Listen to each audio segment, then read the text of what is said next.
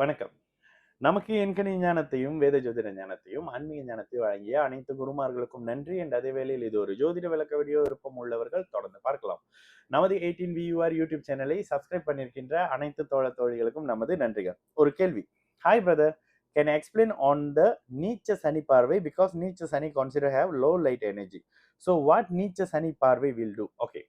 எப்பொழுதுமே ஜோதிடத்துல ஒரு கிரகம் உச்சமாக இருக்கும் பொழுது தன்னுடைய காரக வலிமையை அந்த ஜாதகத்துக்கு கொடுக்கக்கூடிய நிலை. இதெல்லாம் லக்னம் லக்னாதிபதியினுடைய வலுவுக்கேற்ப தன்னுடைய காரக அமைப்பு கொடுக்கக்கூடிய தன்மை.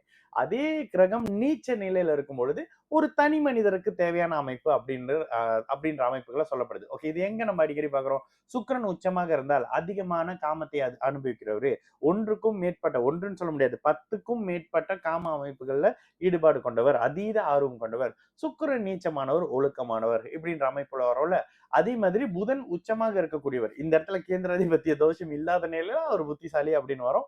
கேந்திராதிபத்திய தோஷம் இருக்கும்போது அவர் ஸ்கூல் பக்கமே திரும்பி இருக்க மாட்டாரு. இந்த ஒரு கான்சிடரும் இருக்கும். புதன் நீச்சமாக இருக்கும் பொழுது ஒரு தனிநபருடைய அமைப்புகள் புத்திசாலித்தனம்ன்ற மாதிரி இருக்கும். அதற்கப்புறம் அந்த புதனுக்கு கிடைக்கக்கூடிய ஒளிநிலை சுபநிலைன்றதை வச்சு அடுத்த கட்டம். சரி, சனி அப்படின்னு வரும்பொழுது சனிக்கு சில அமைப்புகள் இருக்குங்க. சனி யாரு? ஆயுள் காரகன். ஓகேங்களா? சனி நீச்சமாக இருக்கிறார், 2.5 வருஷத்துக்கு நீச்சமா இருப்பாரு. சனி மேஷத்துல இருக்கும்போது தன்னுடைய நீச்ச நிலையை அடைவாரு. நீச்சம் என்பது குறைந்தபட்ச பாபத்துவம். இதை கண்டிப்பா நீங்க பாருங்க. எப்பொழுதுமே சனியின் பார்வை கெடுக்கக்கூடியது. சும்மாவே சனி பாபர், இயற்கையாகவே கெடுதல் செய்யக்கூடியவர். நீச்சமாக இருக்கும் பொழுது அவரு கொஞ்சம் ரெஸ்ட்லெஸ்டா இருக்காரு, ரெஸ்ட்லெஸ்ஸா இருக்கிறாரு, டயர்டா இருக்கிறாரு, எரிச்சலா இருக்கிறாரு, அவருக்கு ஸ்தான பலம் கிடைக்கல. அதுவும் எதிரியோட வீட்டுல போய் ஒரு மாதிரி எரிச்சலான அமைப்புகள்ல இருக்கிறாரு. எதிரி எந்த நேரத்துல வீட்டுக்கு வந்து நம்மள அடிப்பான், அந்த வீட்டிலேயே சூரியன் வேற உச்சமாவானே, இந்த பயம் எல்லாம் இருக்க, கலக்கம் இருக்கக்கூடிய இந்த சனியோட அமைப்பு எங்கெல்லாம் பார்வைப்படுகிறதோ அந்த பாவகங்களை கெடுக்கும். இது ஒரு விஷயம். 2வது, உங்களுடைய லக்னத்துக்கு எந்த ஆதிபத்தியம் அவரு? அவர் 1ஆம் லக்னாதிபதியா, 2ஆம் அதிபதியா, 7ஆம் அதிபதியா, 5ஆம் அதிபதியா? ஒருவேளை லக்னாதிபதியாக இருக்கிற பட்சத்துல அவருக்கு பிற்பகுதி அமைப்புகள் ஒரு மாதிரி பலம் கிடைக்கக்கூடிய அமைப்புகள்ல அவருடைய தன்மையினால வாழ்க்கையில லக்னாதிபதி நீச்சமான ஒருத்தர் 41 43 வயதுக்கு மேல பலம் இழந்து வாழ்க்கையுடைய உயருக்கு வருவாரு அப்படின்றது ஒரு மாதிரியான தன்மை. இதுல இன்னொரு விதி இருக்கு. சனி உச்சம் அடையக்கூடாது, சனி நீச்சம் அடையணும். ஏன்? சனி வேலைக்காரங்க, இன்னொருத்தருக்கு வேலைக்காரனா போறவர். அப்ப அவர் நீச்சம் அடையணும். நீச்சம் அடைஞ்சு சுபத்துவ நிலையை அடையணும். அவருக்கு சுபத்துவ நிலை என்னது? அங்க அவர் சுக்கிரனோட சேர்ந்து குருவின் பார்வையில இருக்கிறது, இல்ல குருவின் பார்வை சிம்மத்துல இருக்கக்கூடிய குருவின் பார்வையில இருக்கிறது. இதுல அந்த மகரத்துல இருக்கக்கூடிய குரு, தனுசுல இருக்கக்கூடிய குருவின் பார்வை சிம்மத்துல இருக்கக்கூடிய குருவின் பார்வைக்கு வித்தியாசம் இருக்கு. சிம்மத்துல அதிநட்பு பார்வை, ஒளியான அமைப்பு, அப்பதான் உச்சத்துல இருந்து இறங்கி இருப்பாரு.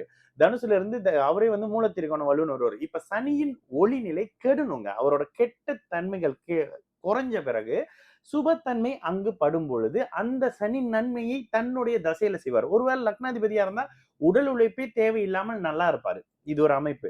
கூடுதலா அவரே 2 10ஆம் அமைப்போட தொடர்புல வந்துட்டா சனி சம்பந்தப்படுற நிலத்தை நோன்றது, மண்ணை நோன்றது, இரும்பு, பழசு, அழுக்கு, கருப்பு நிறம் சார்ந்தது, பெட்ரோல், ஆயில் அண்ட் கேஸ் மாதிரியான அமைப்பு, இரும்பு, மெட்டல் சம்பந்தப்படுறது, எல்லாவற்றிலும் பழையது, செகண்ட் ஹேண்ட், ஸ்பேர் பார்ட் அப்படின்ற மாதிரியான அமைப்புகள்ல நிலத்துக்கு அடியில இருக்கக்கூடிய மினரல்ஸ் மாதிரியான தன்மைகள், இது அத்தனையிலையும் சம்பாதிக்கக்கூடிய தன்மை இதே சனி கொடுப்பாரு. இப்ப கேள்வி என்ன?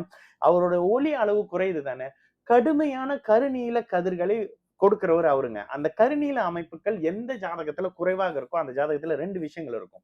உடல் உழைப்பு குறைவாகவும் ஆயுள் குறைவான அமைப்பும் இருக்கும். இதனை பேலன்ஸ் பண்றது யாரு? உங்களுடைய லக்னாதிபதியும் அட்டமாதிபதியும். லக்னாதிபதி வலுத்து லக்னத்தை குரு பார்க்கிறாரு, லக்னாதிபதி தானே வந்து சுபராகிய லக்னத்திலே இருக்கிறாருன்னும் பொழுது ஆயுள் பங்கம் அந்த ஜாதகத்துக்கு வரக்கூடிய அமைப்பு இல்ல.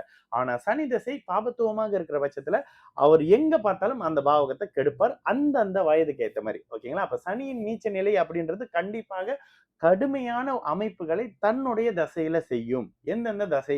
இதுல அவர் ஒரு ராகுவோட சேர்ந்திருக்கிறாரு, செவ்வாயோட சேர்ந்திருக்கிறாரு. செவ்வாயோட சேர்ந்த நீச்ச பங்கமோ, சூரியனோட சேர்ந்த நீச்ச பங்கமோலாம் அவருக்கு பெருசா செயல்படாது. இன்னும் அந்த பாவகத்தை கடுமையாக கெடுக்கக்கூடிய அமைப்புகளை செய்யும், சுபத்தன்மை இல்லைன்னா. சரிங்களா?